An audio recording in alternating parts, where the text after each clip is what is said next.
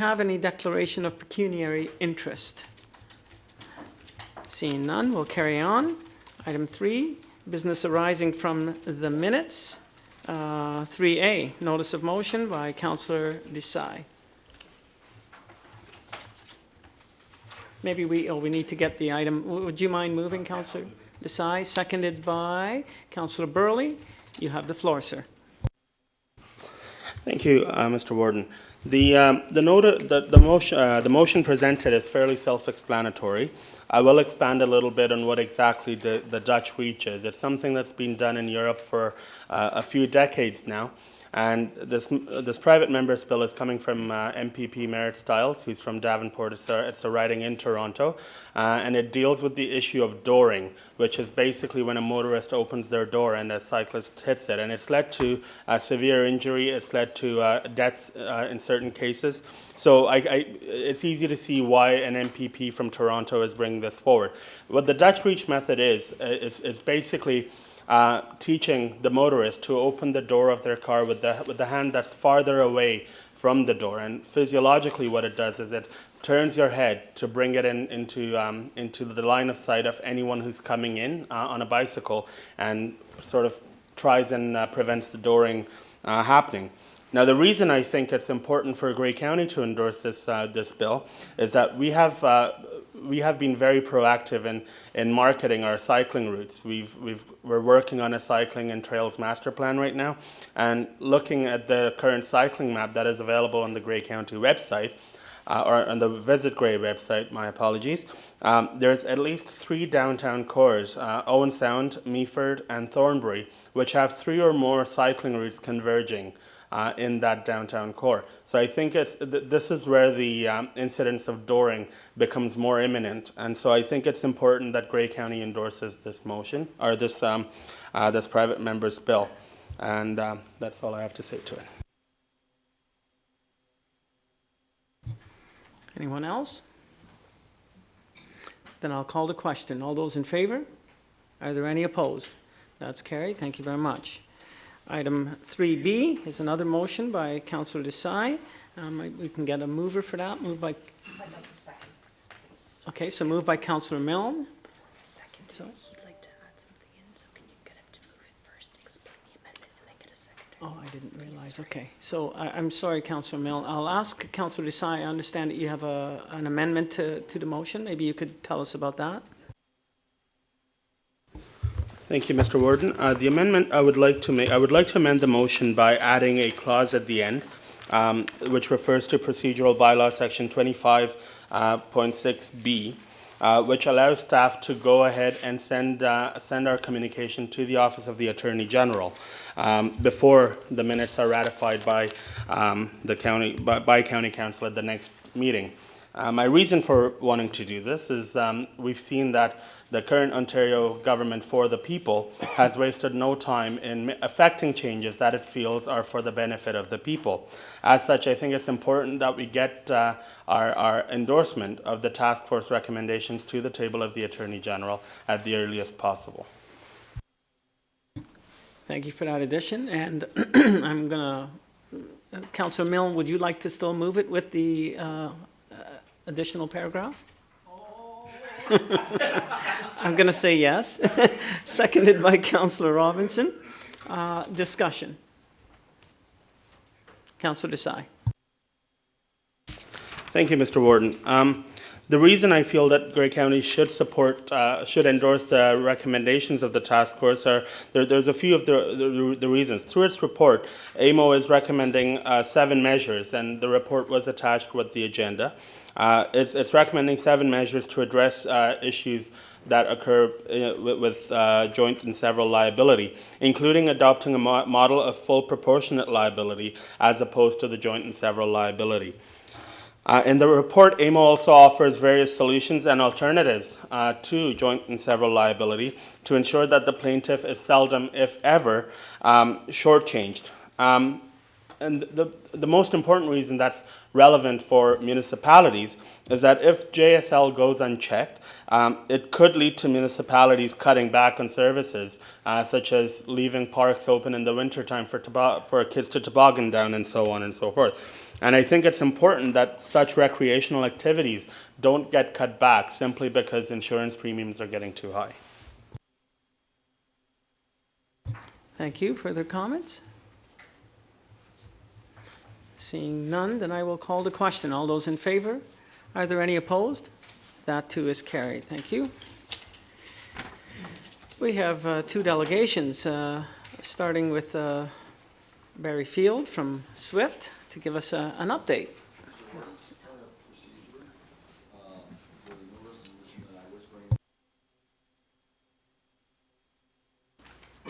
Sorry, point of procedure, Mr. Warden. The notice of motion that had on for this agenda has been withdrawn. It is a placeholder on the agenda. I think it should be from a public perspective why it has been withdrawn, and I will only add the reason that through conversation with the clerk's department, there has been already a motion on the support from Grey County Council, and it was felt that through the agenda that came up on Tuesday at the management committee that it was going to be dealt with because there's already a current motion on the floor that gave direction. So from that, there was a discussion at that meeting. So I'll leave it at that. If that's enough clarity. I hope to add that clarity anyway. Thank you. Any questions about that? I see none. Then we'll move with our first delegation, Barry Field. Good morning, Council. Mr. Warden, thank you for having me here today. I just want to get this going here. Okay. Can I do a view full screen, and I think we're good there. Okay. Perfect, thank you. I want to start off before I give an update on the county specific, I just want to update a little bit about the SWIFT project. As many of you are aware, the SWIFT region is effectively the majority of southwestern Ontario. It includes the 15 WOW-C members, plus 5 municipal contributing members that are not part of the WOW-C, those being Caledon, Niagara, Waterloo, London, and Windsor. In total, the SWIFT region encompasses 221,000 underserved premises. What we mean by that is premises, be it a home, a business, any other facility that does not have access to the 5010 standard set by the CRTC. So that means 50 megs of download speed, 10 megs of upload speed in their internet service. That is 41,000 underserved road kilometers within the SWIFT region and 504,000, just over 500,000 underserved residences. We've done a little bit of a study to understand what it would cost to fiberize all 41,000 of those underserved road kilometers, and we've come up with a figure of about $2.6, $2.7 billion. We don't have $2.6, $2.7 billion, so we're trying to do what we can with the funds we have. The project that we are currently working on, we call it the SCF project. It is funded under the Small Communities Fund, which is a joint federal and provincial fund. It is broken down into 3 phases. We have finished the first phase, and that was effectively writing the business case, getting all of the documentation that the province and the feds needed in order to approve the project. We are currently in phase 2, which is we don't like to use the term pilot, but it's a pilot in 3 counties, Wellington, Norfolk, and Lambton County. That project is well underway. We've issued RFPs. Those have closed. We've received a total of approximately 42 bids in the various regions, and we look forward to working with the winning proponents to close off on contracts there in the near future. Phase 3 of the project is where you fit in. So once the phase 2 procurement is complete, the province is satisfied that the outcomes of that procurement are what we said they would be in the business case. They will then give us the green light to move into phase 3, and we anticipate that starting early next year in Q1. The sources of funding for the SCF project, that's a little hard to read up there. It's 63.7 million comes from the feds, 63.7 from the province, and then we've got what we call a private sector contribution of 63.7 as well. This comes from the telecoms companies themselves, and that's a minimum amount. So in order to request funding from SWIFT, they have to contribute at least 1/3 of whatever it is they're proposing. What we found in the pilot project so far is that they've gone above and beyond that. So that is a minimum number. We expect that to go up. The whole $209 million could end up somewhere between 225 to 235, depending on the contributions we receive. The final bit there is the 17.6 million, of which your 1.1 million is a part.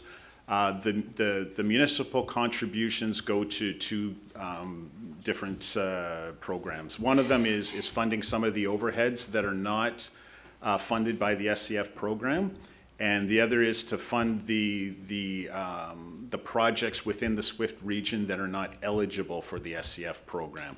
There's 3 of them. It's London, Windsor, and Chatham-Kent. The reason being is that the Small Communities Fund will only fund projects in communities of less than 100,000 population. Those 3, by default are over that threshold. Oops.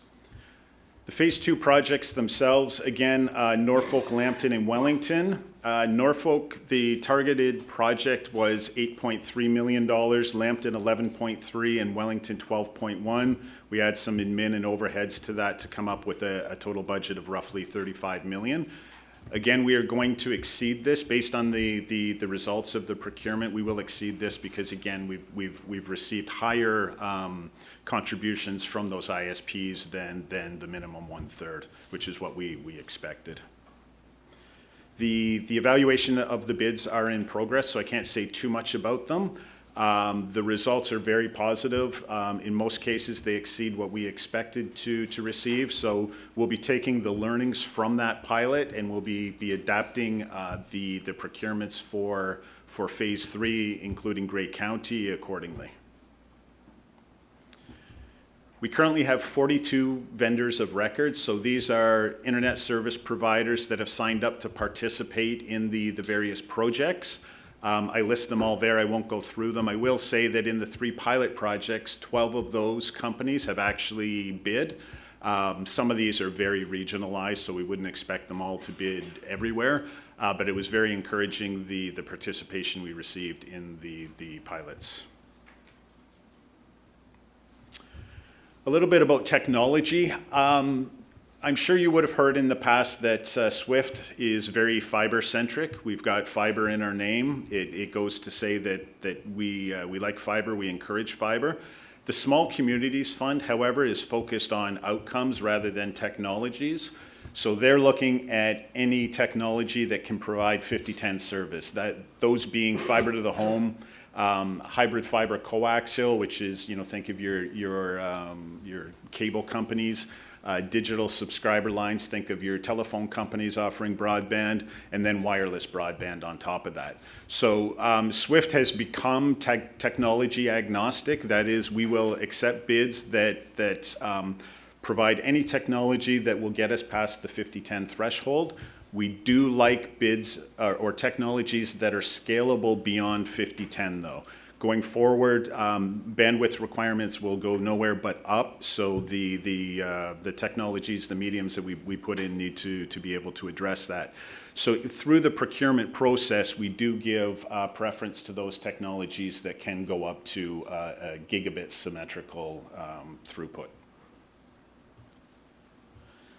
A little bit about the procurement. I think it's important to understand our process in order to understand the outcomes that we're expecting here in Bruce County. I'm sorry, Grey County and elsewhere. We start off with a map of the county. We have a budget that is predefined that we are able to fund up to that amount. And in the map of the county, we've done a significant amount of work to try to find out what communities, what places currently have access to 50/10 service today. We cannot fund overbuild as part of the SCF program, so it's important that we find out as much as possible where those places are. You'll see here the places that are that kind of indigo blue color are those places that are not eligible for SCF funding because they already have access to 5010 services. It's not a lot in the county. There's a lot of area outside of that, as you can see, which is indicative of the problem in southwestern Ontario. We issue an RFP with among other things, our eligibility criteria, our evaluation criteria, et cetera. We provide the map to the ISPs as a guide, but at the end of the day, they need to ground truth it. They need to do their due diligence to validate the eligible areas. The ISPs then go away and they provide proposals in the places and using the technology that makes sense to them, using the up to 2/3 funding. We don't want to dictate where they build and what technologies they use. We won't get the optimum outcomes if we do that, and we, quite frankly, would be picking the winners and losers if we did that. There is a team of SWIFT staff that will evaluate the proposals. We will be coming to the county and asking them to recommend one person that can join that evaluation team so that you've got a say in the evaluation. When we come up with the evaluation criteria, we leave a certain number of points aside for the county to tell us what's important to them so that we can evaluate that as part of the criteria as well. Once the evaluation is complete, it then goes to a committee of the SWIFT board, which is called the Procurement Advisory Committee. They validate it, they approve the procurement before we move into negotiating contracts with the ISPs. Again, the evaluation committee is a joint committee made up of SWIFT staff and a member of the county. We have made a decision recently. It does say the SWIFT executive director is on that committee. I will be not on that committee. Actually, we've removed myself, so it will be staff and one member from the county. An example of how a procurement works. So let's assume, and this is just a generic number, it doesn't represent the county at all, but let's assume we had a project budget of $8 million. We put a maximum bid level of 50% on any single bid. We don't want one company coming in and buying up the total budget, if you will, and putting a project in one very specific part of the county. It doesn't allow for that dispersion of funds, and it doesn't allow for some of the smaller players who maybe can't afford to come in and bid on it all. It doesn't allow them to participate. So we think this is a fair way of breaking that up. In this example, there are 4 bids. Of varying size. It's hard to see on here, but what we call ISP or Internet Service Provider 1 bids $3 million in blue, ISP 2 $4 million in red, ISP 3 $2 million in orange, ISP 4 $3 million in purple. We go through and let's assume that we've done the evaluation and ISP 2 comes out on top. We would award them the project, and that's the area in red there. So out of the $8 million, we've spent $4 million to date. We've got $4 million left over. Unfortunately, the proposal that came in second is the area in blue, but it overlaps with red, so we can't fund 2 projects that overlap. We do allow for a very, very minor overlap because it's the reality of networks, but it's got to be less than 5%, so it's not a lot of overlap. In this case, we would eliminate ISP number 1 and move on to the next best option, which according to this example is ISP 3 down in the south. We give them the project. We've now spent $7 million we've spent $6 million out of the $8 million budget. The only other bid that's on the table is $3 million, so we can't award that, but we've got $2 million left over. What we would do is we would go to a second round of procurement with that $2 million, excluding the areas that we've already awarded, and we would get more bids in and then go through the same process again. What we've found in the 3 pilot counties is we've not had to go to that second round. We've got enough bids and of varying sizes that we've been able to divvy up the money pretty well. So that's encouraging because this does take more time, of course. A little bit about Grey County. So Part of how we determine the size of your project here, there's two factors. One is based on the amount of contribution you provided, and then the second is based on need. So if you recall in the agreement with SWIFT, the roughly $1.1 million that you've contributed, we guarantee a 4 times multiplier on top of that. So the minimum project we could offer you here is $4.4 million. Noting that in every case, the counties will get more than that. What is left over once we hand out all of the 4 times multiplier, we divvy that up based on the need in the county. And the need in the county is based on 2 things, road meters and parcels. So in Grey County, you've got roughly 4.6 million road meters. 3.8 million of those are underserved, or 83% are underserved by 5010 services. As far as parcels go, you've got 47,000 parcels, roughly 19,000 of those are underserved, or 39%. Put all of that together, we determine your needs score in comparison to the other counties, and then we divvy up the rest of the money based on that need calculation. So what does that mean for Grey County? So again, your contribution to SWIFT was approximately $1.1 million. Right now, we're looking at a project size of approximately $15 million. Again, I say approximately because we're not completely done with the calculations yet. That won't go down. It could go up, but it won't go down. What we're looking at now with the other counties is some of them have a refundable amount to their contribution.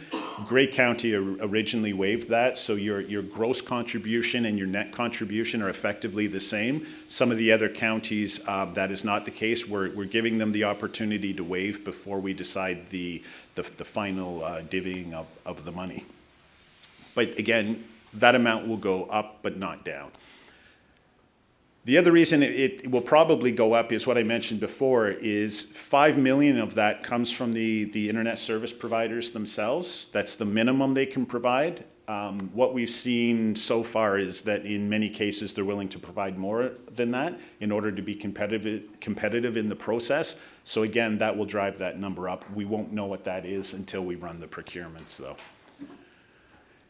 Grey County is currently number 3 in priority after the phase 2 projects are complete. So assuming all goes as planned, assuming the province approves phase 3 early in Q1, we expect to get the RFPs out for Grey County and the others early in or in Q1 next year.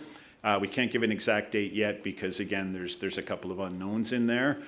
If that were to happen in Q1, the RFPs would close in Q2, and probably towards the end of Q2, we would be announcing winners and have had contract negotiations and that completed with the ISPs.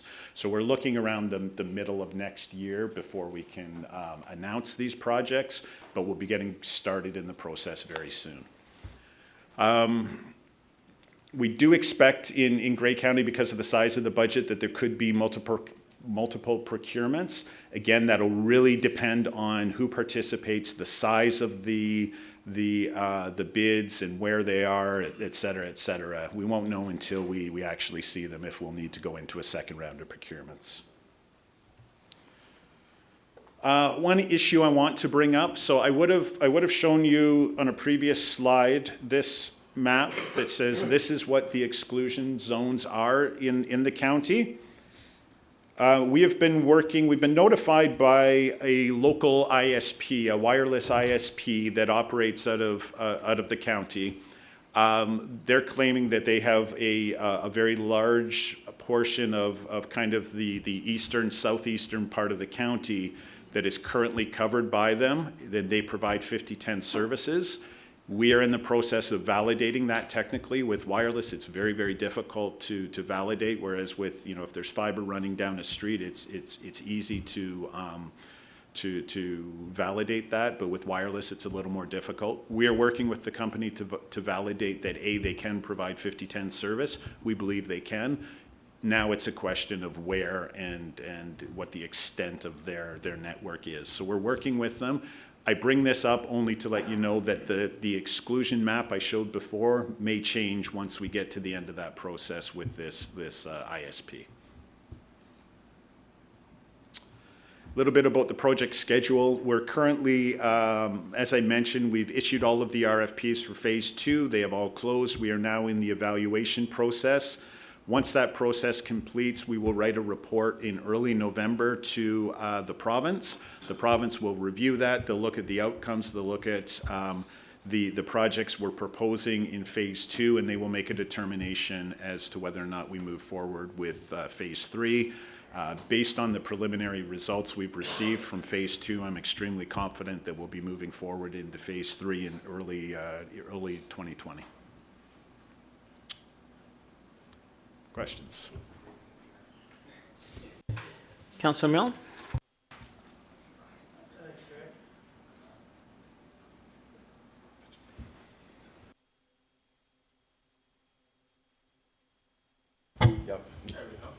Wow, I love this technology. It's great. You got something for these things today? Anyway, thank you for your presentation. As always, for someone that is in the southeast corner of the county, it is frustrating to see that last graphic of yours. The company, and I have no idea who it is. I have my ideas, well, I do have ideas, but I won't say. But anyway, they're suggesting they can provide that level of service in that blob of red that you had on the map. Is that supposing that somebody puts a bazillion-foot tower up in their yard and they can get that signal for 5010? I'm just asking for a friend. Not that I know, but Yeah, in most cases, there's I think they limit it to I want to say a 6-meter tower. Don't quote me on that, but they've assumed that there is a tower that needs to go up in the end users. Brian, I'm just going to ask you to push your button when you speak, okay?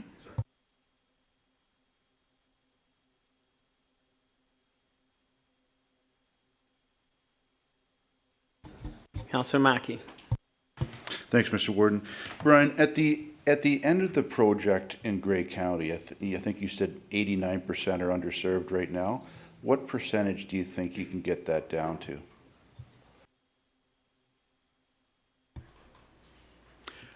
Good question.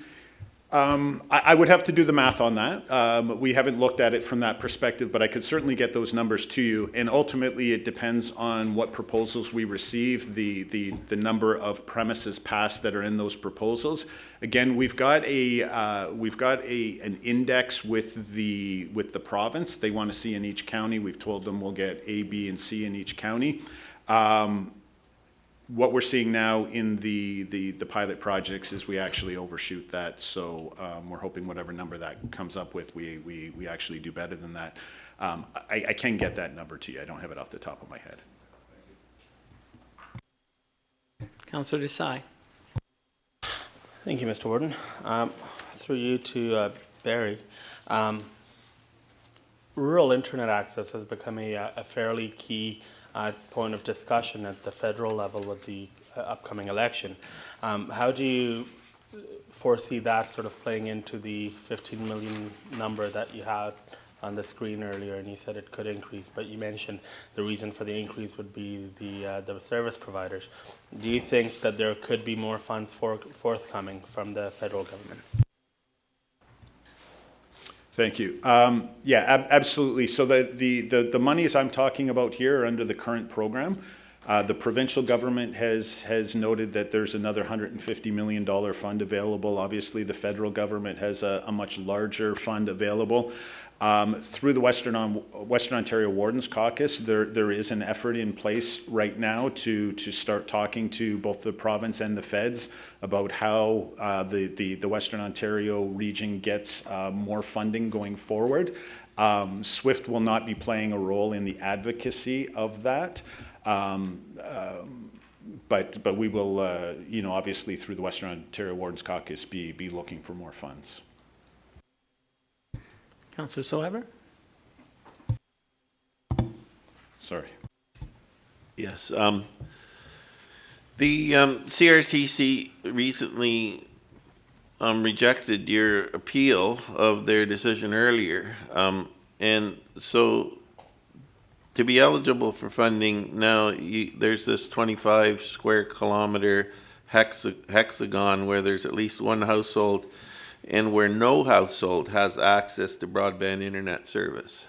So on your map there, I don't see the hexagons, but rather lines along the main roads. So I guess the CRTC is taking the approach that, you know, if you look at those hexagons, what would that map look like with the hexagons on there? Because it would seem to me that it would rule out, although there's large areas of the town, that most of the population centers and near the population centers would therefore be excluded. No, good question.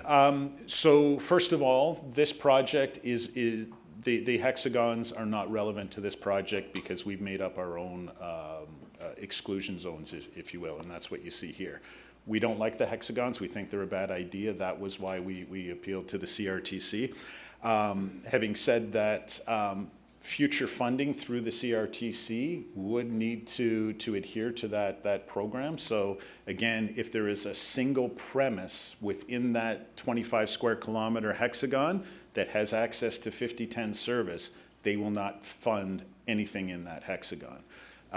We think that is way too big an area, and the premise behind that, by the way, is if they figure if an ISP has gone in and they've serviced part of that hexagon, that eventually they're going to service all of it.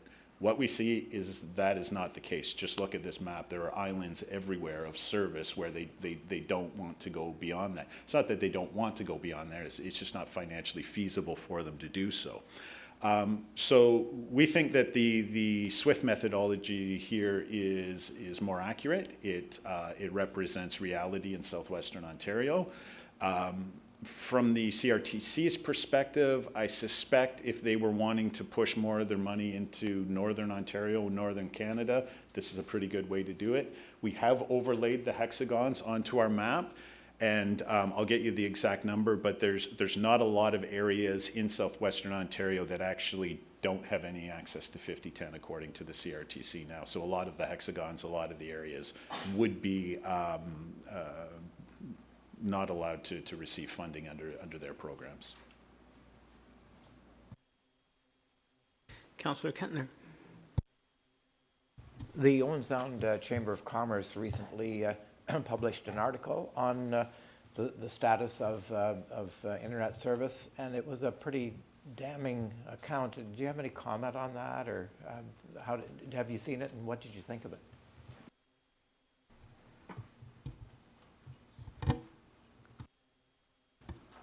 Yes, I did see the article. I try not to look back too much. Within the last year, we've made some very good progress, specifically with the province. We've gotten a contribution agreement signed. We've been able to actually issue RFPs. Those have closed. We're very close to being able to sign contracts with ISPs. It took us a while to get to this point. I'm not going to argue that. I know there's it's not just here. It's in some other counties that they're wishing we had gone a little bit faster. What I can say is that we are moving forward now, and I think it's a very good sign, the progress we've made in the last year, and the fact that we've got a contribution agreement in place, that we've got RFPs out there, that we're doing procurements, I think is a very good sign that we're moving forward. Councillor Keaveney. Thank you, Mr. Warden, and a question to Barry, and thank you for your presentation. I'm wondering if you can share with us in a little bit more depth the decision-making process. I'm thinking in terms of the parcels and recognizing that in Grey County, agriculture is our #1 industry, and if there's consideration given to the economic impacts of adding broadband in those areas, because we know some of our farms would like to expand, but they can't do it because they don't have the access to technology. And I'm wondering if that's considered, or in relation to that over residential areas when you're looking at providing service within the parcels and the RFPs.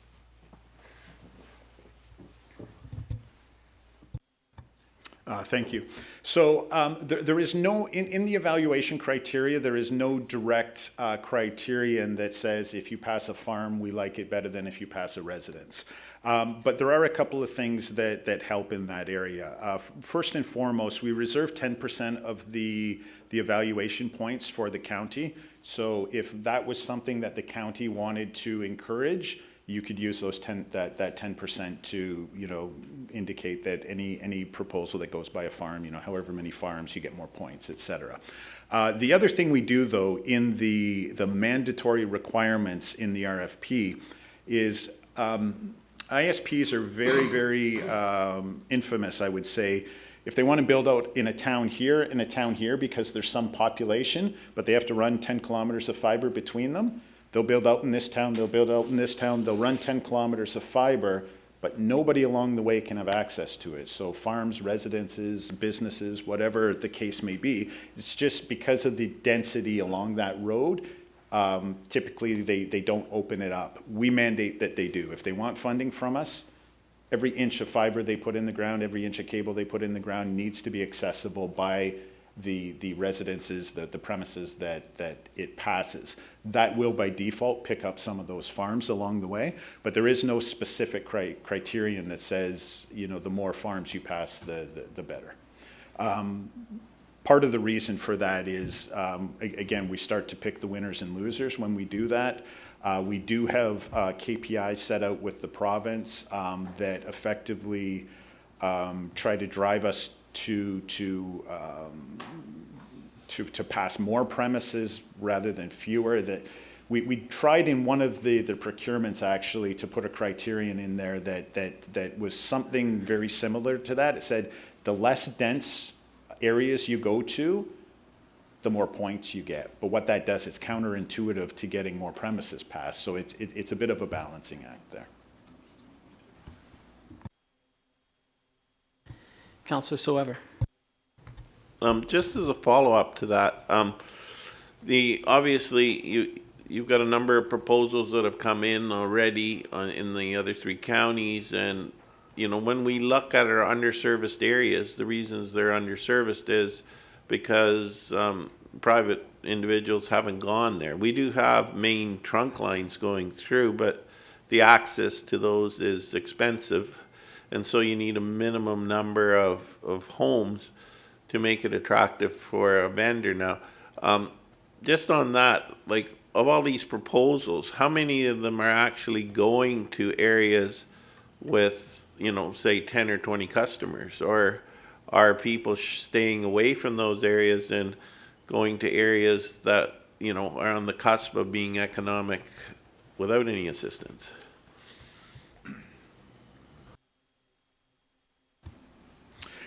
So given that the evaluation is ongoing, I can't say too much about the proposals in the other counties. What I will say is we've got a mix of proposals, some of them that are extremely low density, some that try to cherry pick the next best opportunities. So there's a mix, and that is not necessarily an indicator of the best proposals either, because in some cases, again, as I mentioned before, the ISP may say, well, I don't actually need 2/3 funding for this to be financially viable. I only need 50% or 40%. So by doing that, what they're doing is taking those projects that are more rural and making them more competitive with the ones that might be the lower hanging fruit, if you will. We also have a criteria in the RFP that effectively says we do a return on investment analysis of their proposal based on some assumptions, based on the information we receive in the proposal. And if we figure that you have a 7-year or better payback, we're not going to fund you, because we think you're going to do that eventually on your own anyway. So we take those proposals that have a 7+ year return on investment, and you know, we give those funding so it brings them into you know, under that 7-year threshold.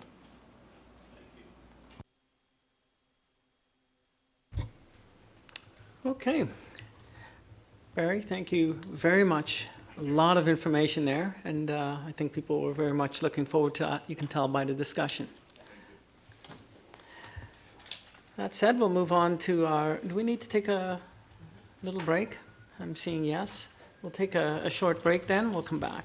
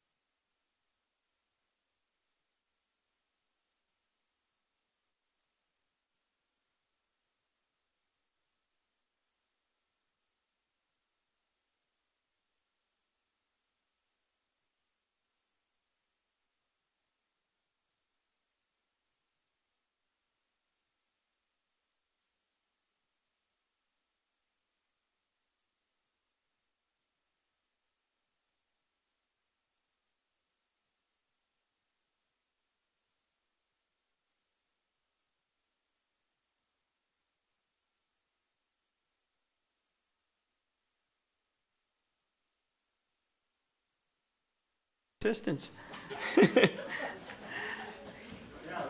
Yes.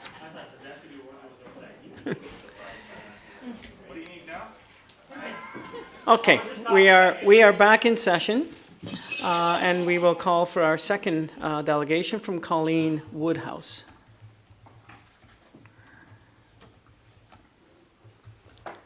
And Colleen speaking to us about the roundabout at Gray Roads 3 and 4.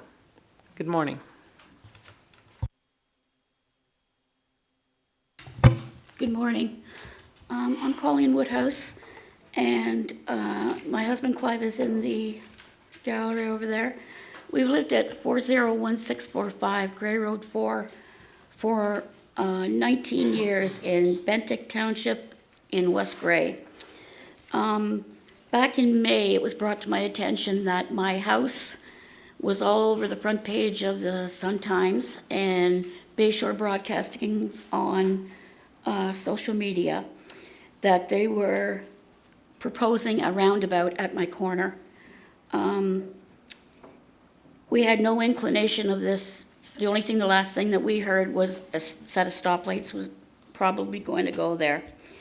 When I immediately called up to the planner and was told that it would be a long process, that there would be no funding coming through for a long time, and, you know, just kind of take it easy and I would be informed when things would start happening. The next thing I know, there is a thing in the paper saying that they've received the funding from Ontario. So I felt that it was necessary to contact West Gray, and I spoke to the mayor and some of the councillors. Then I made a decision to come up here and talk to the main county. My home is less than 50 feet from Gray Road 4 and approximately 100 feet from Gray Road 3. Both of my driveways are less than 30 feet from that corner. When we exit the property, we will be exiting onto the turning lanes of either driveway, onto the turning lanes of a roundabout. My 4-year-old grandson just started JK. There is some concern of where can a school bus stop to pick him up safely. If they stop going out of Hanover, he has to cross Gray Road 4. If they pull around Gray Road 3, he's still crossing across there, across a roundabout, turning lanes. And I don't feel that it's safe. I have 3 dogs they run loose on the property. They are maintained, and I don't feel safe for them to be out there either. I'm sorry. The 18-wheelers will have to use Jake brakes to slow down to go into this roundabout. And they're just going to be screaming, coming down that hill, all those hills, and it's just a big distraction. I'm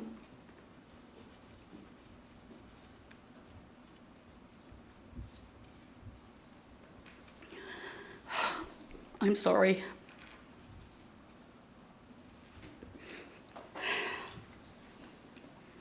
They said they wouldn't be bothering any of the residents in the area, that none of this would affect anybody.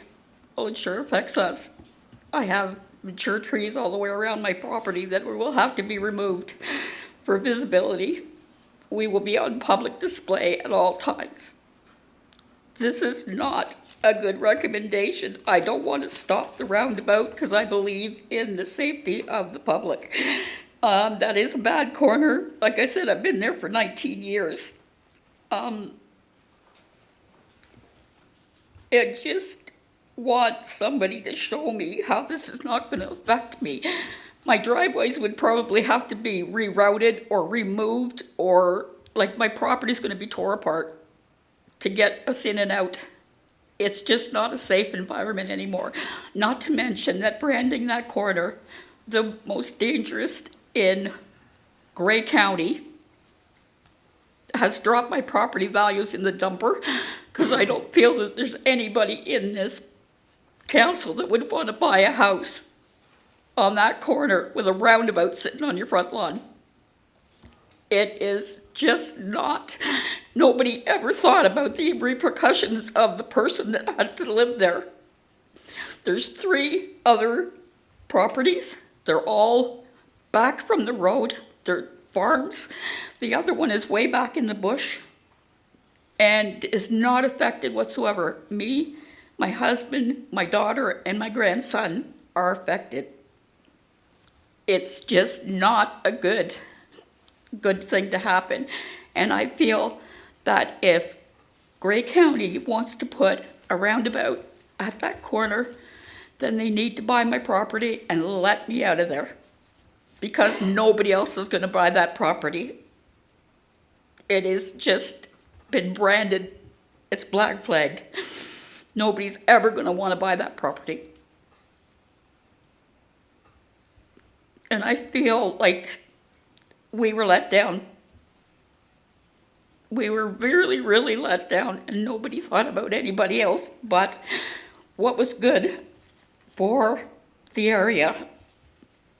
We chose that home 19 years ago, and that was to be where we were carried out of. We didn't want to have to move. And now we do. For our own self-preservation. And that's all I have to say. Well, I thank you, Ms. Woodhouse, for your delegation. I wonder if any of the councillors have any questions before you leave? Councillor Robinson. Well, thank you, Mr. Warden, and Colleen, thank you very much to you and your husband for being here and for your delegation. Your points are well heard. This county council is listening, and one of the first takeaways through this process, I would say, is citizen notification and the dialogue with citizens as projects are contemplated or discussed. And I think you've elevated that, in my opinion, for notification. And certainly we're all hearing that around the Horseshoe. This is the beginning of discussions, and with you coming forward as a delegation, I think it really is important to do that. And I would ask that on your behalf and your husband and your family, that further discussions at Committee of the Whole or county level, that Colleen and her family be notified of it, so that you have the opportunity, if you wish to attend again, whether that's through delegation or being in the audience, but the ongoing discussion needs to occur. So thank you very much for being here. I'm very pleased that you're at the podium and you did very well, so that's good. I don't feel like it. Well, you did. Okay. But one thing that I wanted to mention is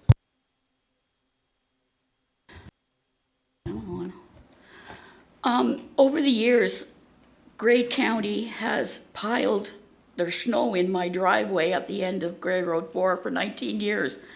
How is that going to, if you put a roundabout there, where's all the snow going to go? Is the whole thing going to end up in my lane?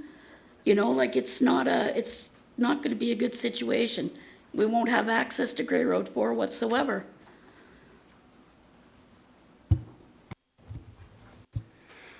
Okay, so go ahead, Councillor. Thank you, Mr. Warden.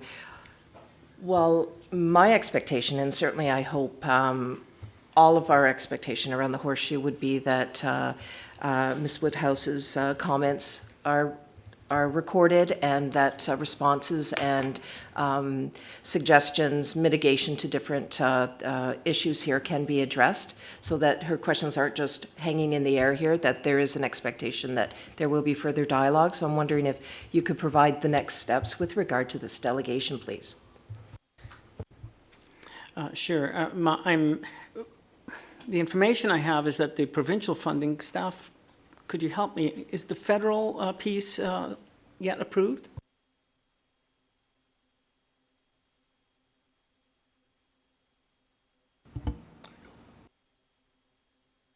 Okay, so to repeat for everyone, I'm hearing that the federal funds are not yet approved. That said, you know, even though the province has approved funding. We don't have the federal funding as yet. My understanding is that the design that you've seen is kind of a very preliminary mock-up. That the final design will only come as a result of consultation.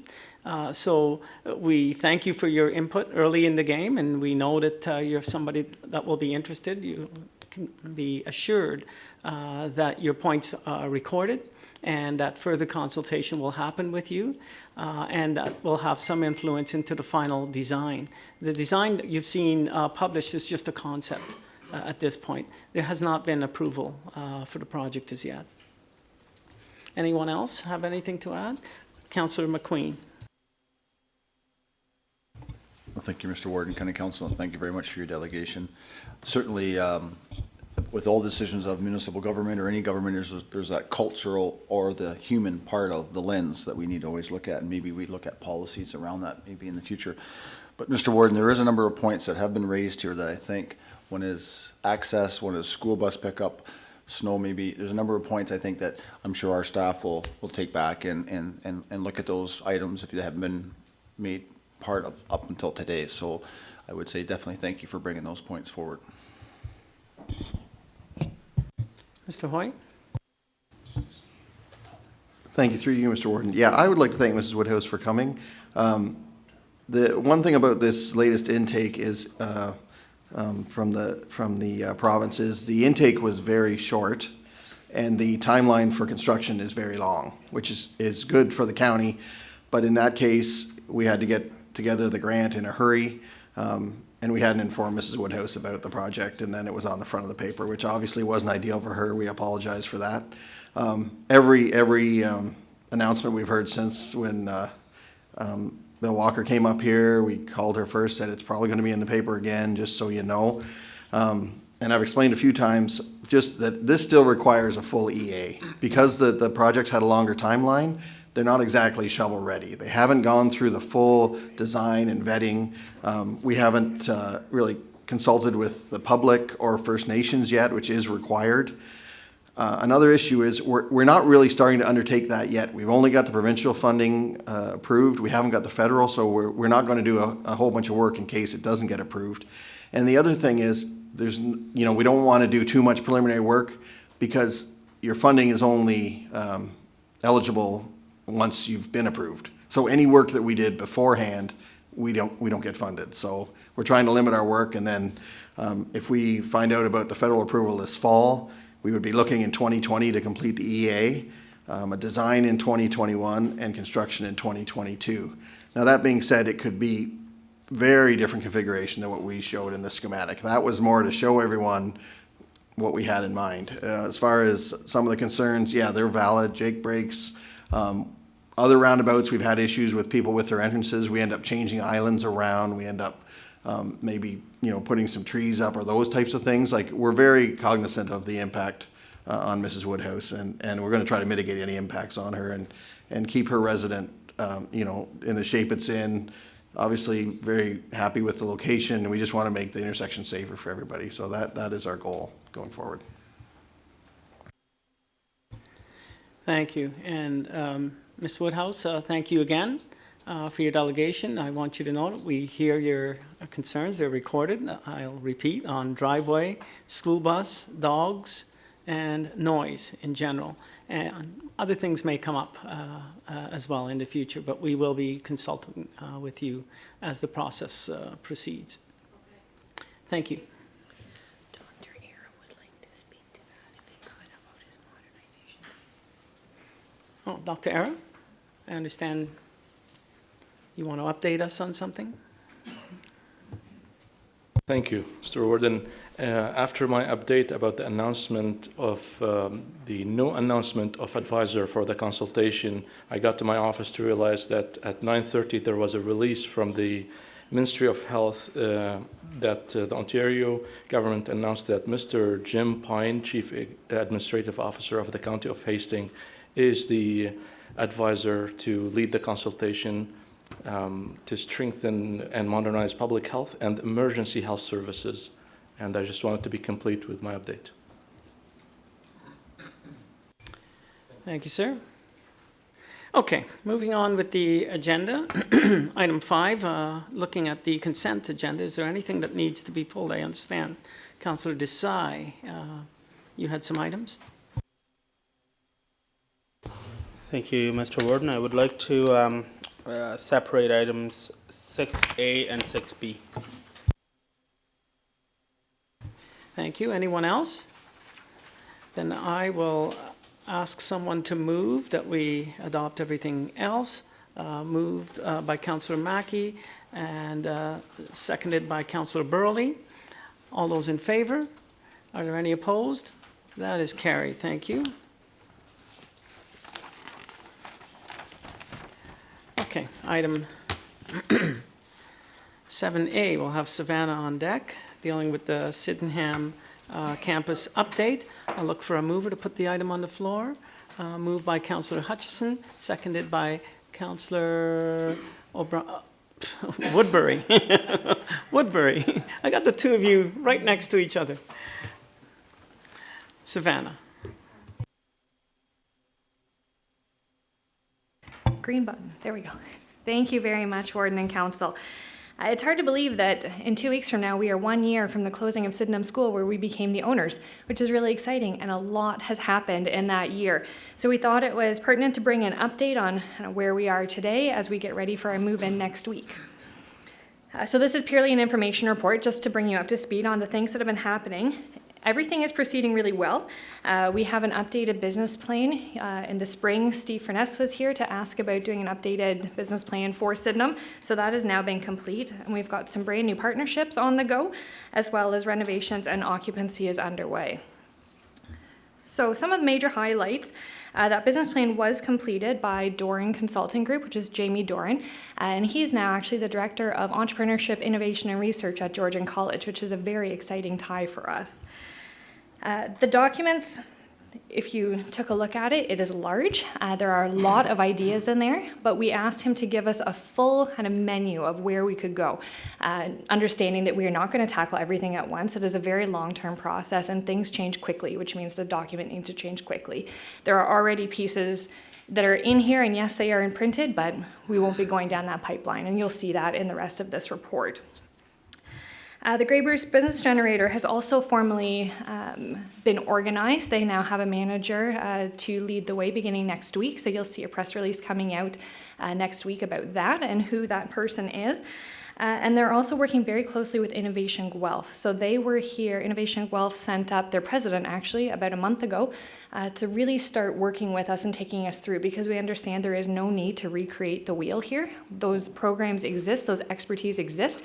There's a good alignment with Guelph because of the agricultural focus that they have there, so that is why Innovation Guelph was the organization chosen by the generator to work with. So we have a mentorship capacity with them to help us through this, as well as their programs that we'll be able to license and deliver locally. So we no longer have to tell our businesses who have gone through the Business Enterprise Center, we need you to go 2 hours away to get the mentorship and the training that you need. It will be available right here in Grey County. So that's a very exciting next step, which fits with the three-way public-private partnership that we've been developing with the generator, with the Blue Water Angels Group, and with the Business Enterprise Center. Because we understand it's really frustrating when a business comes to us and we send them in 4 or 5 different directions. So we're trying to create that one-stop shop business pipeline so that you can come right from the beginning, you can get the mentorship, you can get the expertise that you need, but you can also be directed into the funding avenues that are available. Angels being one option, doesn't need to be the only option, but it is something that's available. We're also working with venture capital companies and with the Community Futures Development Corporation, who will also be moving into Sydenham, so that we have the federal component as well, all under that one roof. And a brand is being drafted. I just got approval this morning from some of our partners that they do enjoy the look and the feel of it, so that will be a part of that press release that comes out next week as well. And renovations are being completed. I don't know if you smelt the asphalt in the air as you drive by Sydenham, but we do have 2 sections of the roof that are being completely replaced. That was identified during the building acquisition work that we did through the 30-year capital plan. So those 2 sections are being replaced right now. We've had painters on site for a couple of weeks now, and the interior is now painted, and it's no longer yellow everywhere you look. We have a beautiful array of white and gray to just bring it up to date. And they are also changing out the ceiling tiles, and we're installing some new carpet because I'm not sure when the carpet was changed last, but we're going to get rid of that smell. So there's been a lot of those renovations that have been happening, but nothing significant because we don't have the funds available to do any structural type of improvement. So it's been very cosmetic. That has been the only work that's happening. We do have 2 grant applications in, one federally, one provincially, but until we hear back anything, we are doing the bare minimum that we can to make it look inviting, make it function for us without spending too much money.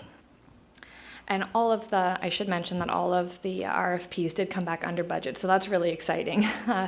And that is why we're proposing through this that any of the money that we haven't spent on the capital side, it's coming out of reserve. That was budgeted in 2019, but we keep that in reserve and we can use it in 2020 where we weren't able to spend it this year. So looking at the business plan, as I said, he's provided us a really detailed roadmap for all of the different directions that we could go. It would allow us to fully realize the vision, but knowing that this is a multiple phase program and step. But it also includes right down to the fine details of the types of equipment that would be best suited in a place like this and the costs surrounding those so that we had a good idea. And we used those lists actually to apply for one of the provincial. That's what the red application was specifically for, interior renovations and the equipment that you find in this business plan. He also helped us develop a criteria for tenants because that was something that really mattered to us. We do not want to be competing with local landlords. The entire intent of this place is to grow business, spur business, do the training that we need, but then send them out to the community so that they can use the spaces that are currently available or might be available in the future as landlords are renovating. So we have a very specific criteria about the type of organization that we want to be in the space sharing it with us, and they also can't just close the door when they come in. They need to be involved and part of that ecosystem so that everybody is there, is sharing ideas and sharing best practice so that we can hopefully innovate beyond what we're thinking to date. What else? So there's project phases that we have outlined beginning now. We're in that ramp up and launch. 2020 will shift over to the expansion phase, and then we will work on growth and sustainability. The intent is still to be completely self-sustaining within the 6-year period, and that was within the business plan as well. Also helped us to update the vision and the mission because we understand this needs to be regional. So we're looking at both Grey and Bruce counties, but making sure that we're empowering the citizens and the businesses with the training and resources that drive regional prosperity and competitive advantage. And I'll just read the mission, that the partners and tenants of Sydenham campus form a collection of trainers and businesses that support workers, entrepreneurs, and local organizations by providing access to education and training, business services, labs, and technology. The campus provides employees and businesses with the skills and advantages they need to succeed in a rapidly changing world. We hope that through this mission, it becomes clear that this is not Grey County doing all of the training, doing all of the delivery. That's not our area of expertise. It is about bringing the right people under the right roof to do what they do best.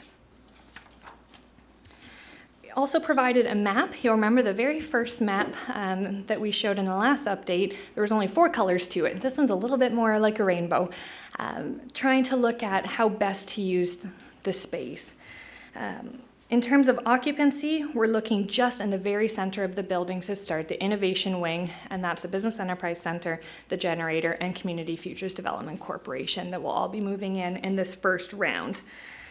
And that's to make sure that we're meeting the needs of our local clients, offering training, mentorship, and financing that they need for their businesses to succeed. We'll be working on a comprehensive marketing campaign as well so that we can increase that awareness and make sure we're always directing people to this one-stop shop.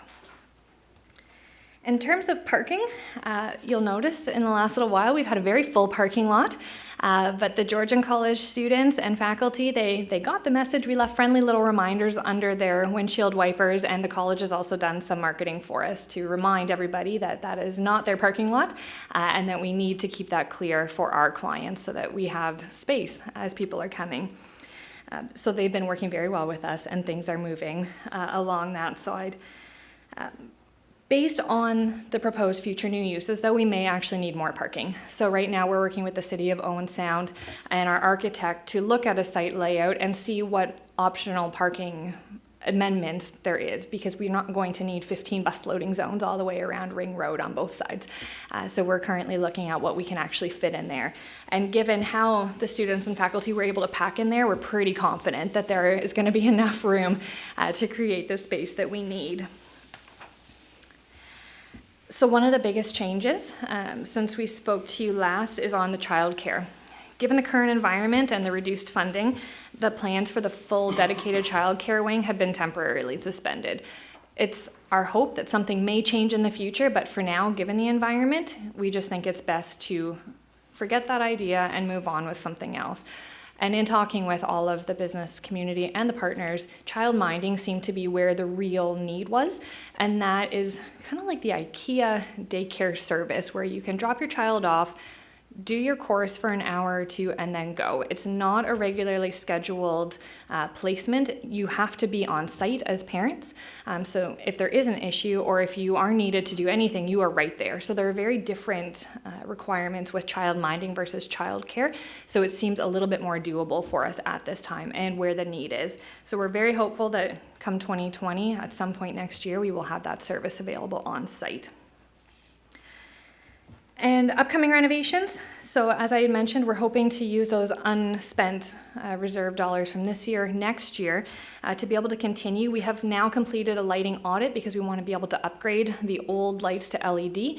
And there is a program available for that. So that's going to offer cost savings and really improve the quality of the space, because there really is a lovely yellow kind of dim sheen everywhere you go. We also are looking at power upgrades. So we have three-phase power, but not to the level that some of the tenants need, and potentially for our own upgrades with heat and things like that down the road, we need to look at that. So we have an engineering firm looking at the electrical right now, because we don't have any electrical plans for the entire school, so that needs to be done first, and they'll make those recommendations to Hydro One. In terms of washrooms, there are a lot of washrooms, probably more than we'll ever need. They are very old and very tiny for the most part. So we're looking at doing a full washroom upgrade there, taking some of them out if we don't need them, but also adding a fully accessible washroom, because right now we only have the accessible stalls, but that won't be enough if we are going to do major renovations. We want to make sure that we're meeting and exceeding the standards. And then the building automation system, which controls all the heating and cooling, is going to require new hardware and software. We've been working with Siemens quite a bit over the last couple of months, trying to figure out how to regulate this properly, and we're not quite there yet. They'll be back again in 2 weeks, but it looks like part of the reason is that our software is very old and is going to be updated, and the new software won't read from the old hardware. So that will be something that we'll be looking at in 2020, but again, all with the funds that are currently sitting in our budget right now. So there are no legal legislative requirements with this, and no new financial implications based on this report, but we just wanted to bring you kind of an up to speed. This is where we're at, and please let me know if you have any questions. Well, thank you, Savannah, and I really like the concept of the eco system. Councillors, any questions? Councillor Gamble. Savannah, that's a very exciting development. You really put a lot into this. I have one question, and it's very probably minor, but in past years, the Sydenham School Fair was held on the grounds. In the media a couple of weeks ago, there was an announcement that that couldn't happen anymore. I was wondering why.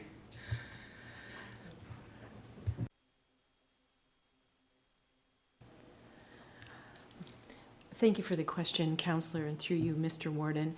I'm new to some of the history on this, but after that media report, we did have some internal discussions about where there might be some potential. It does seem like a tradition that's been long-standing and really valued, and it would be great, I think, if we could look at seeing where the county has a role in assisting, but I think there's logistics. It is a lot of, like, to have it all in one spot. I think I heard 800 students.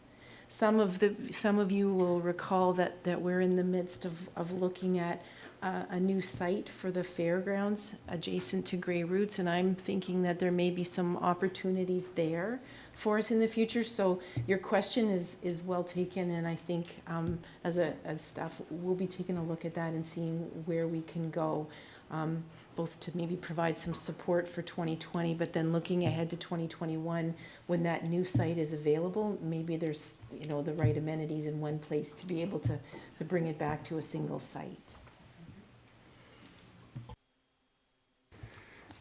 Other questions? Seeing none, then I'll call the question. All those in favor? Are there any opposed? That's carried. Thank you very much, Savannah. On deck is Stephanie. We're dealing with item 7B and community transportation update. I'm looking for a mover to put the item. Councillor Robinson, seconded by Councillor Hutchinson. Stephanie, you have the floor. There we go. Okay, so thank you. I was going to call you Your Worship, Mr. Warden, and welcome, Council. So I'm here to update on the project. There has been a lot of work and a lot of behind the scenes and a lot of brain power going into this. So as you know, we released an RFP. The RFP has closed and we've began high-level negotiations with one of our bidders. So that has started, and we will continue that process over the next couple of weeks to determine the best solution for Grey County and our residents. As you can see in my report today, a lot of the questions and things that I'm working through do require some dialogue amongst yourselves and the local municipalities and your staff there as well. So we have been trying to think about what our next steps are, and one of the big things that will be occurring is we will need a bylaw of some sort, and what that looks like and how are we going to implement that, because there will be different things that will affect your municipalities and how we operate as a county and a whole unit together. So some of the different things, you know, should we be responsible for ensuring providers meet the initial licensing and vehicle inspection requirements? So who's going to be taking care of all of these vehicles and all of the licensing and the costs associated to taxis and all of those different aspects are things that we need to start considering.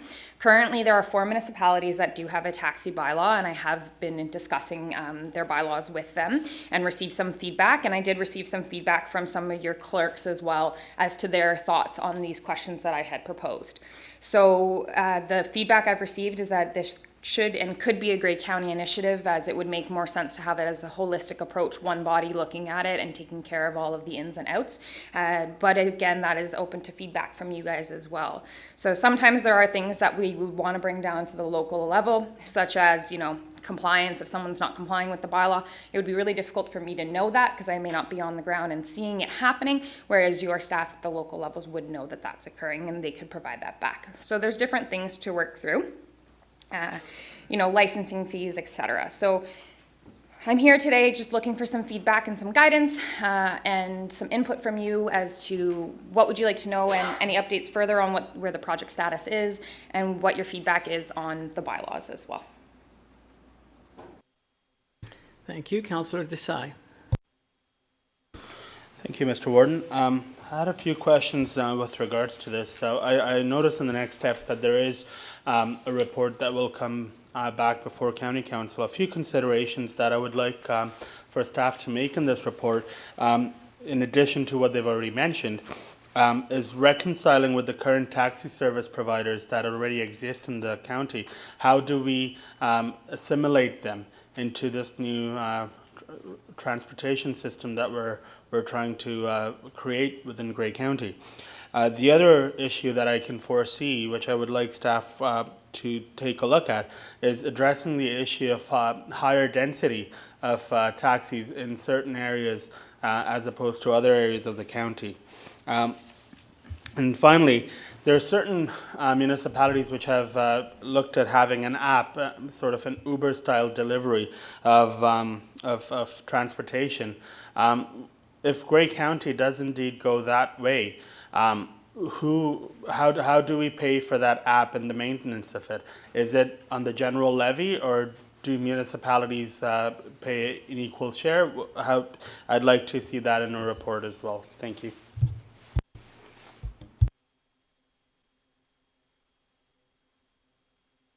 off again. Thank you, Councillor Desai, through your worship. So one of the things that we have looked at with the app is it is our intention to use the grant and have everything being fully funded through our grant and utilizing all the dollars that we've received in addition to Southgate dollars. So we are still in that negotiation process to determine what our final budget will look like, but that is something we are considering. It is my goal to reduce and have as little impact on the general tax levy and residents as a whole. What that will look like after grant funding runs out, that will be a discussion that we'll have to continue and have ongoing with you guys, just to be aware of those different things. But as of right now, it is not my intention to have it hit the taxes. In regards to your other questions, so currently we do have taxis running in Owen Sound and in Hanover and in Meaford and in West Grey and in some other municipalities as well. Right now, our main goal, yes, we have discussed an on-demand system, but right now we're really focusing on getting the grant requirements off the ground, which is a fixed route and an going up and down Highway 10 and Highway 26, and then looking at our launch pad and our Wyerton route. So we're really focusing on that. That next phase will come as soon as we can, but once that does occur, we will be working with our providers to make sure that dialogue is open and transparent with our taxi companies. Councillor Mackey. Thank you, Warden. Thanks, Stephanie. Glad to see this is moving forward. The second phase, do you have any timelines when the second phase may be up and running? And would the second phase include specialized mobility transit? Thank you, Councillor Mackey, through your warden. I don't currently have an official timeline. We are working as fast as we can to get this done, but making sure that we are taking our time to be diligent and responsible with the money that we have. So I'm hoping for 2020. That's my hope. That's my goal. But I don't want to put anything on paper and in stone just because we're still in negotiations and we have to go through that process. As it is also a negotiated RFP, it's a little bit different because we're not awarding one person based on how they bid. So we have to go through all those different questions and finding who's going to be our best provider for all of our different services that we're looking for. Your question regarding specialized transit, yes. We're not looking to put in a whole new specialized transit project. We will look to have, some of our vehicles be accessible to provide people who require accessible transit to have other options and to get around. Does that answer your question?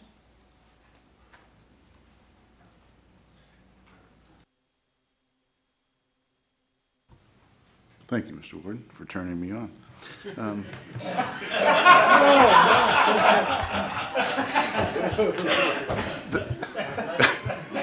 We'll just drop that one. The specialized transit, there's with the increase in the number of long-term care beds, which is great, across Grey County, a lot of our homes, retirement homes need to have, specialized group transit. So I'm just hoping that could be included in whatever work is being done. Thanks. Thank you, Councillor Mackey, through your warden. Yes, that is something that we're considering. And one of the alternatives also to consider is having a company be more of a shuttle service, that we can have kind of a third-party provider who can take care of those specific residents, who the long-term care facilities can contact them and say, we have 10 people who'd like to go somewhere, and that relationship can happen directly between the home care providers and the transportation providers. So we will set up those connections as well. And Councillor Mackey, I can make all kinds of comments about turning you on, but I'll resist. Councillor McQueen. I'll refer to it as you're pushing my buttons. Anyway, thank you, Mr. Warden and County Council. Thank you for the report, Stephanie. From your conversations with local, whoops, my chairs went down. Local clerks, did you do that? With the local clerks, one of the things I've noticed, and maybe even in looking at the Deputy Mayor of Southgate, is we have a number of planning meetings, and it says here others that are hired. I notice a lot of community people. We have a certain community group, Mennonite community, that doesn't drive. And, you have a planning meeting and then there'll be somebody there and then they leave when the rest of them leave and they're driving them. So, so you have there on others' vehicles for hire. And I don't know, has there been any conversation with that community? Because obviously they are using whatever means they have to get people to drive them around. But certainly there's probably a huge demand, and I'm sure, looking at the mayor and deputy mayor of Southgate, I'm sure you have planning meetings, they also get driven there, or maybe even Chatsworth or wherever you have that community. I don't know if has there been an opportunity to reach out to that community or see what's happening there, because obviously they're finding means and ways of getting around too. So just more as an FYI, but so. Thank you.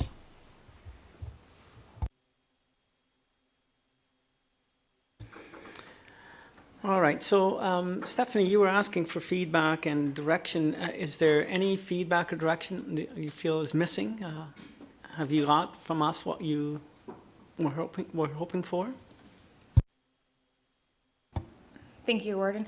Yes, just in regards to the framework of the bylaw, how does everybody feel about implementing a county-wide bylaw system? Is that something you're looking for? Would you be interested in having, you know, a vehicle for hire bylaw that encompasses the entire county, or just a taxi? Like, do you want it broken in chunks and pieces? That kind of picture. What's your feeling? What's your thinking on a county-wide system? Councillor Keaveney. Thank you, Mr. Warden. Stephanie, I'm just wondering if there's been discussion with, say, Grey Bruce Community Support Services, and thinking of the service that they provide for people that need transportation. I'm just wondering how this service works with one that's established and what the complement is. Thank you, Councillor. Through you, Warden. We've been discussing with multiple community partners. We've been working with Home and Community Support Services and Soggy Mobility. At Grey Bruce Health Services, I haven't connected specifically with that provider, but I can moving forward. We are not intending to take away from anybody's business. We are just looking to complement services that are already in existence. And we will have that partnership with them that, you know, if we get contacted and it's not the right fit and we can't provide that drive or that need, we will shuffle them to who they should get to and make sure that we are providing as many options for residents.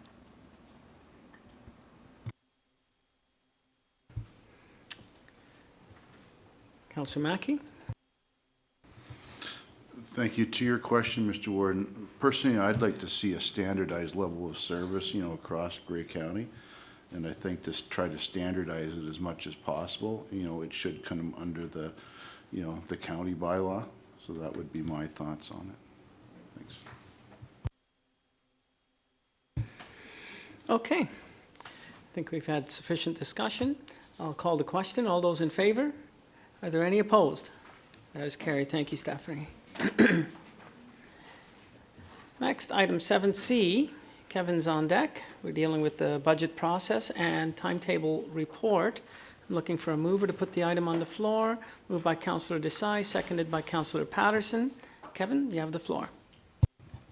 Thank you. Yeah, this report here is provides information on the 2020 budget and timetable. We're planning on bringing a budget overview and a background report on November 28th to provide information on the 2020 budget and how it's overall, what it's looking like, to give council some indication of what we're looking at.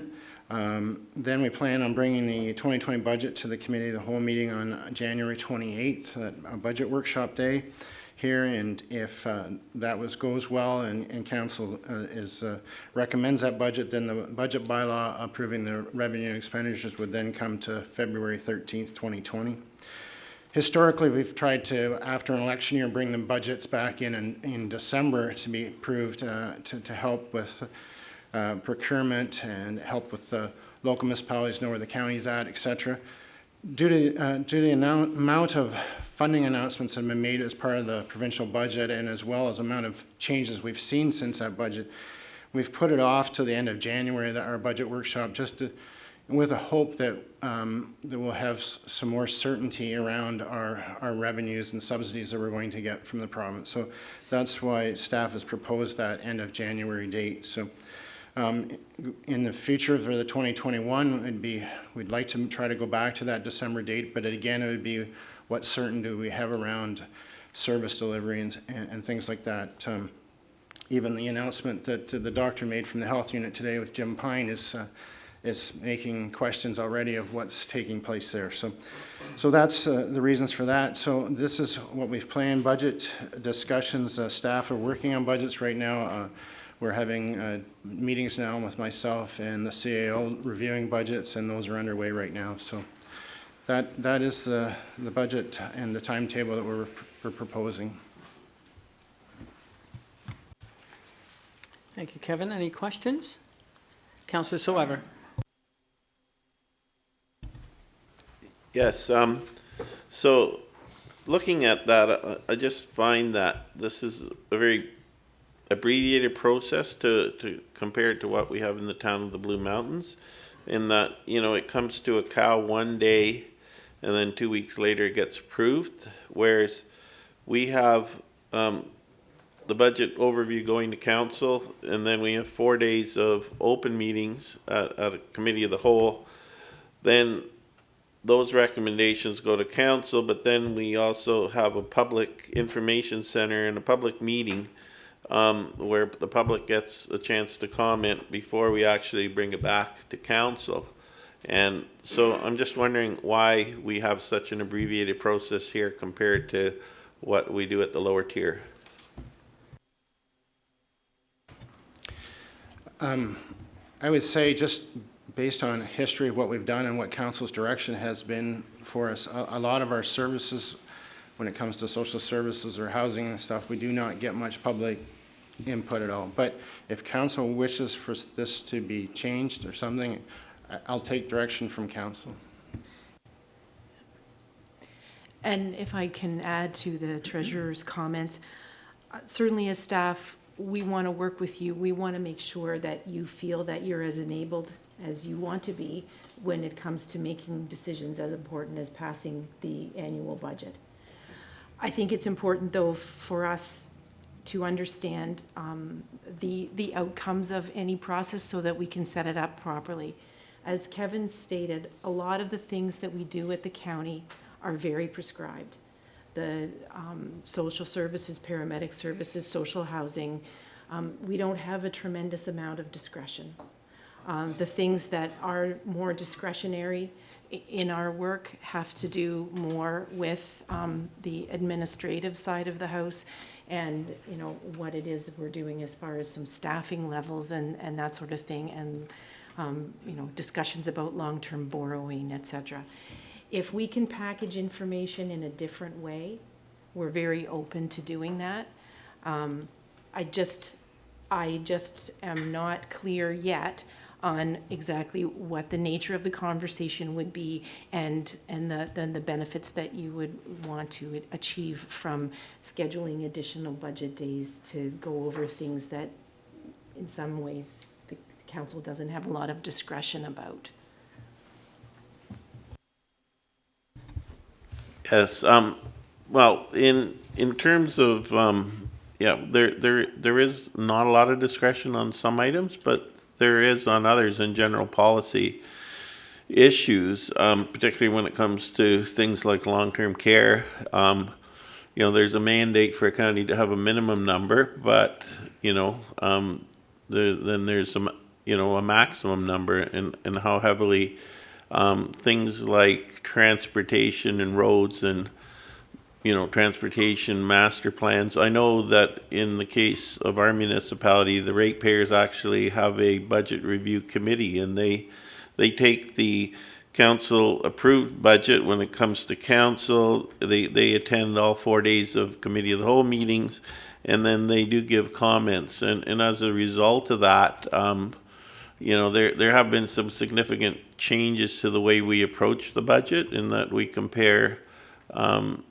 previously we prepared budget to budget for increases, and now it's budget to actual.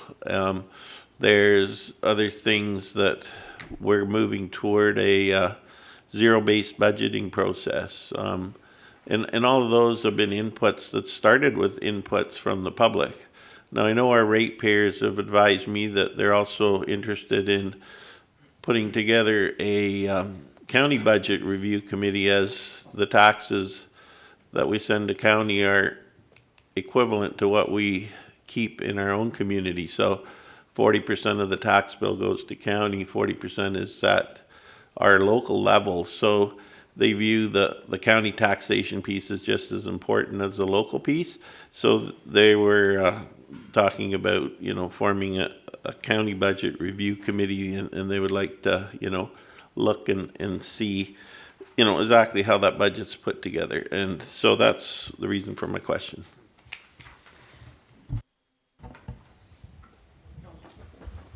Thank you, Mr. Warden.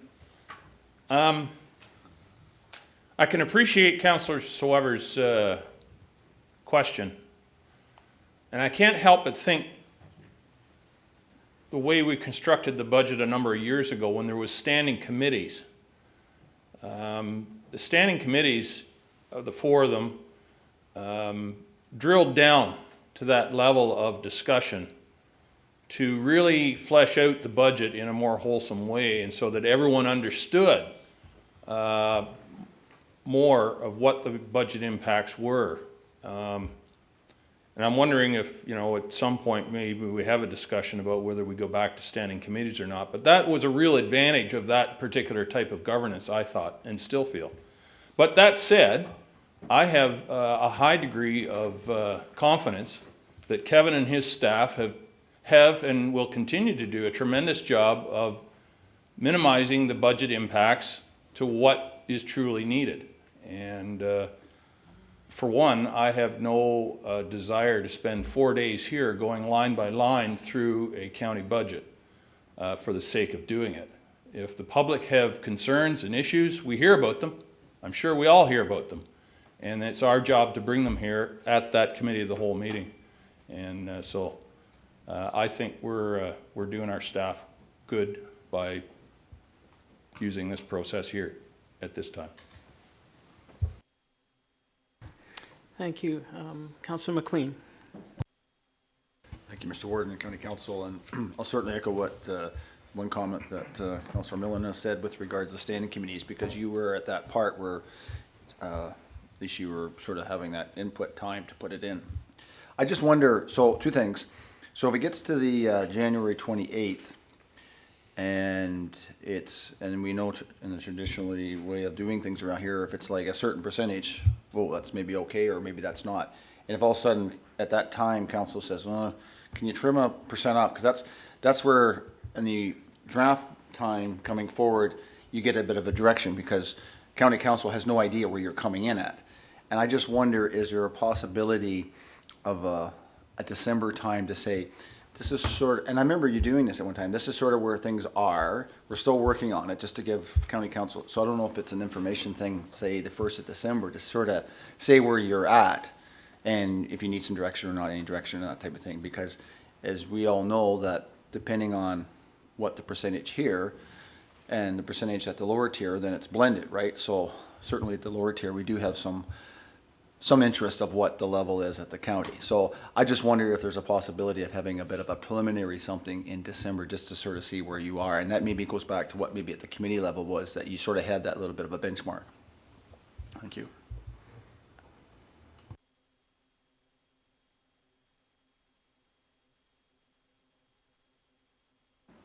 That's my intent on the November 28th, is try to bring something in overall, what we're looking at as an increase for, and, you know, based on that, I would hope I would get feedback from county council and would take that back to the senior management team and try to address the issues or concerns that the council has with that budget presentation and that overall impact that we're looking at then. Councillor Mackey. Thanks, Mr. Warden. And, you know, just to comment on Councillor Millen's thoughts around committee of the whole, I have had the opportunity to sit, you know, through both, and I completely agree with them. I think we got to, when we sat as a committee, we got to drill down into the weeds a lot more than what we do now, and it brought you know, an added comfort level. Complete trust in what Kevin's doing, but, you know, just the issues in general, you know, that we spoke about at a committee of the whole, you had a much better understanding. And if you didn't sit on a particular committee, you could refer to your colleagues, you know, and trust in their judgment that they looked into the thing. So maybe at our strategic planning session, we can have further discussion in regards to committee of the whole, but I see the merit, you know, in committee of the whole, or sorry, in subcommittees. Thank you.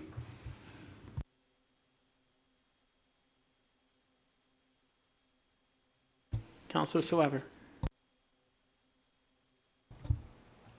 I would agree with that. I mean, this is one of the problems we tackle at the local level as well, is that everybody sits in on everything in committee of the whole, which gives everybody, and I know the argument is that everybody then has the same level of understanding, but unless you're prepared to work 60 hours a week, everybody has the same level of understanding, but it's a very low level.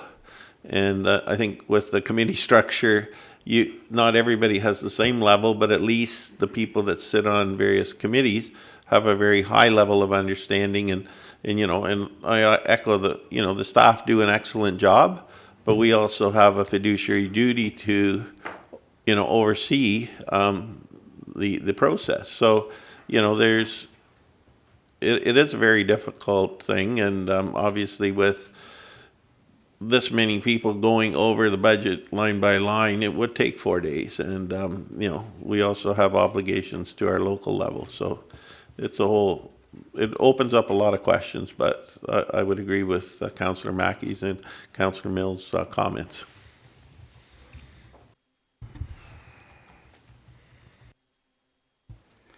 Thank you. We can easily run adrift.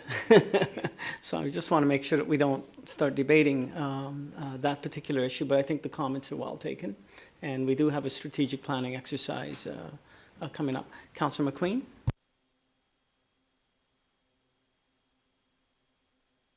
Could you push your button, please? There it is. Sorry about that, Mr. Warden. Just overall, how do you see things looking? Because I know we had some announcements that reversed a lot of those decisions. I don't know if it was me, you came here with some concerns. I know there's changes with long-term care and some other changes. Just an overview. Thank you.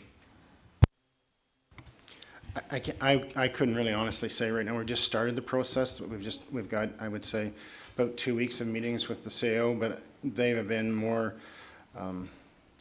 not as impactful budget reviews as some of them. We time some of the easier budgets to come first in the calendar so that it gives more time to those staff with their larger budgets to work on their budgets. So those bigger ones have yet to come to Kim and I yet, so I really can't answer that. And like I said, changes keep happening weekly, like childcare.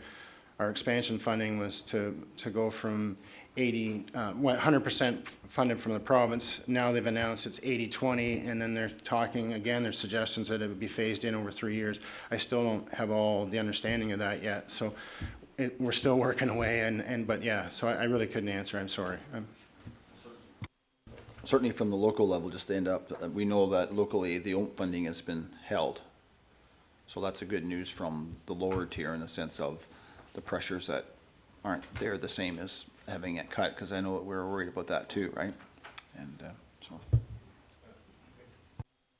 The county doesn't receive any OMPF funding, so that's one. But OSIF, the formula funding, again, it's on one that province said they're reviewing, but we haven't heard any announcements on either. So what that looks like, we're going to have to take some assumptions. And again, that's why I asked to push this back to end of January, hoping I would get some more information. I'm assuming after the federal election and the government comes back, the provincial government comes back, that we'll start getting more concrete information about funding programs.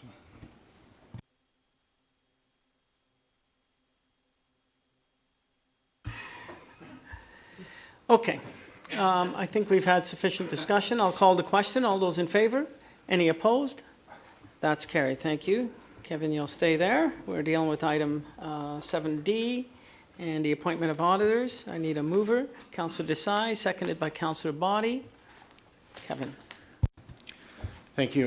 This report recommends that BDO Canada of Owen Sound be appointed as auditors for the County of Grey, and that the necessary bylaw to appoint the firm for the period of 5 years beginning with the 2019 fiscal year be presented to Council.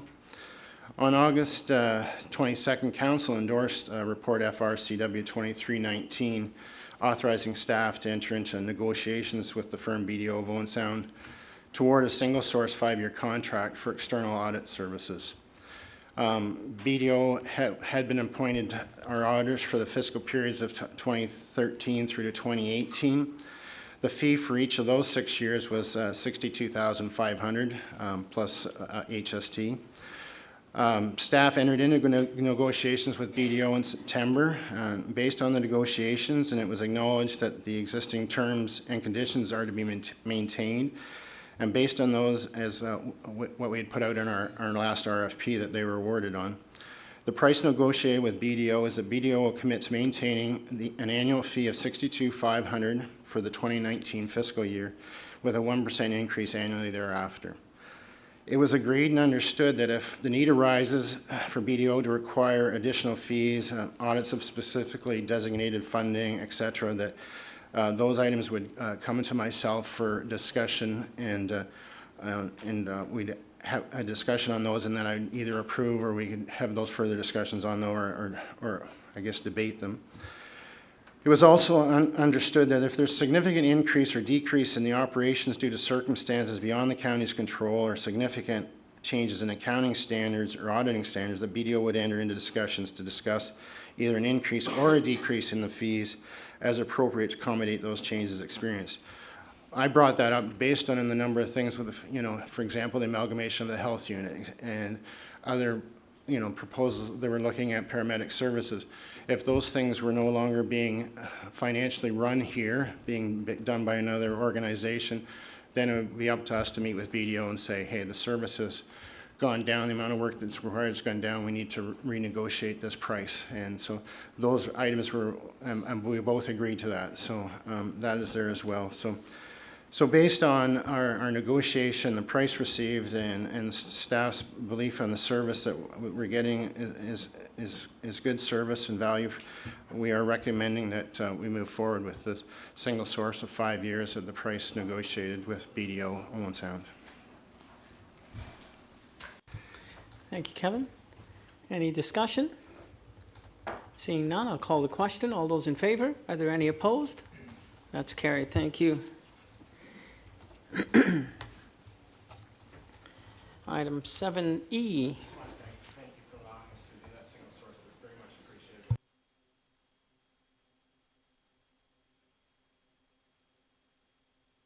Thank you, Kevin.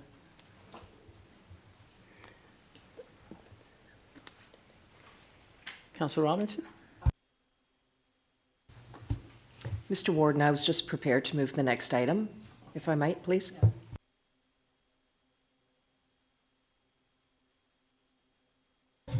Comments on the draft provincial policy statement moved by Councillor Robinson and seconded by Councillor Hutchinson. Scott.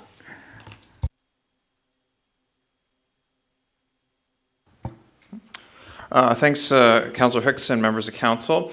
So what you have before you is a report recommending some comments on the draft provincial policy statement that the province has released. And I'm up here presenting to you today, but this really was a team effort between all the planning staff, staff from our economic development departments, our housing department, and Michael from legal services. So it really all came together nicely in this rather lengthy report.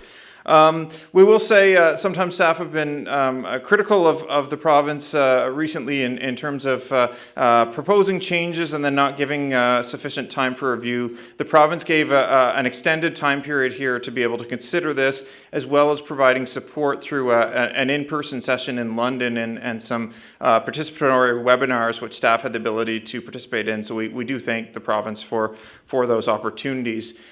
Just as a bit of a refresher, the provincial policy statement, if you like, is the official plan for the province. It's the upper tier document that all municipal decisions, whether they be decisions on policy documents such as official plans or zoning bylaws, or whether they be individual decisions on development applications, have to be consistent with. So we do take great interest in this document, and we're grateful that the province is looking at a refresh in this regard. As you'll notice from the report, there are a number of topics, and I'll just touch on each one very briefly, that the province is proposing some changing on. The first is with respect to affordable and attainable housing. They are really trying to promote a broad mix of housing, as we've seen with other recent provincial initiatives. They're looking at coordination between municipal land use planning as well as our housing and homelessness plans delivered by housing service providers. County staff in general are supportive of the proposed changes in principle. There are some areas we'd look for further clarification on, and we would note with respect to the coordination between the housing and homelessness plans, there's certainly some coordination that can be done there, but there's certain aspects of that plan for the county which goes beyond some of the realms that we have the ability to look at in land use planning, so we'll certainly look to coordinate wherever possible. We would request clarification from the province on some terminology in this section, which refers to market-based residential. So we're requesting a definition of the term market-based there, just to ensure that both we as planners and members of the public and councils are all on board with exactly what that means. And we're also recommending that the province, outside of the provincial policy statement review process, look at maybe some changes to the Ontario Building Code, which may further facilitate new housing forms such as tiny housing. The next topic that the province was looking at some changes on was with respect to agriculture and aggregates. With respect to agriculture, they're advocating for greater agricultural systems planning. This is changes that the counties are already generally made through Recolor Grey, our official plan, and under the leadership of our economic development staff. They've really pushed us to consider the entire system and not just the protection of the land itself. With respect to the aggregates, the province is implementing a long-standing informal provincial policy to state that there can be no vertical zoning. And for those that might not be familiar with vertical zoning, this would be the zoning of a particular property that's used for either a pit or quarry with respect to a maximum permitted depth of extraction. And some municipalities further south of us were using this to control whether or not pits or quarries went below the water table.